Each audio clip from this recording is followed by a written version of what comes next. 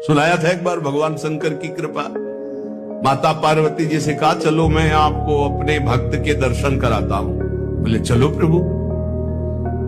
तो बोले पहले अभक्त के दर्शन कर लो, तब भक्त के दर्शन आप सुख पाओगी। तो गए तो सुपारी कतर रहे थे बैठे, बढ़िया गद्दा लगा हुआ था, गिरदा लगा हुआ, 50 गाय 50 भैंसे दूध दुही जा रही थी।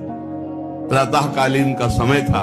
संत वेश में गए और कहा भगत जी 100 ग्राम दूध दे दो, शालिग्राम भगवान को स्नान कराना है। चल दिया सुबह से, और क्या क्या बोलना सो। महादेव जी ने कहा हे भगवान, जितनी संपत्ति और वैभव इससे दुगना इसकी कर दो। माता जी ने कहा औघड़ इसीलिए कहा जाता है इनको, बड़े औघड़ नाथ है। 100 ग्राम दूध ले दिया, गाली दिया, ऊपर से कह रहे संपत्ति कह दे दुगनी। बोली नहीं पर अंदर अंदर बहुत विचित्र औढ़र दानी है आशुतोष। बोले चलो भगत के दर्शन। बोले अभक्त तो ऐसा था कि अगर आप साथ ना होते तो इसको भस्म ही कर देती हम, क्योंकि अंबा तो शक्ति है। आपका अपमान, अभक्त ऐसे ही होते हैं, मैं नाराज नहीं होना।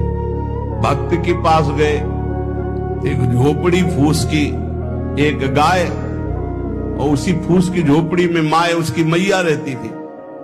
गए जो देखा संत तो साष्टांग दंडवत किया, आओ बैठो बैठाला। 100-200 ग्राम गाय का दूध होगा, वो बढ़िया पान करने को ले दिया। प्रभु थोड़ी देर भगवत चर्चा हुई। भगवान शिव ने कहा अच्छा भाई चलते हैं, हम तो विचरण करते रहते हैं। बोले संत भगवान कभी पुनः कृपा करके आना। कुटिया के बाहर निकले और कहा हे करुणा निधान भगवान, इसकी गैया और मैया दोनों हटा दो, मार दो। अंबा जी ने कहा आप बर्दाश्त नहीं होगा। 100 ग्राम दूध नहीं दिया तो उसको दुगना संपत्ति दे दी, और एक गाय पूरा दूध आपको पिला दिया, और मैया बातचीत करने के लिए थी उसको भी आपने मार दिया। कहा कि ये क्या है? बोले अभी तुम नहीं समझे। जब इतनी संपत्ति में साधु अपमान करके ऐसी गालियां देता, जब डबल संपत्ति होगी तो ऐसा अपराध करेगा घोर नर्क जाएगा, समझो।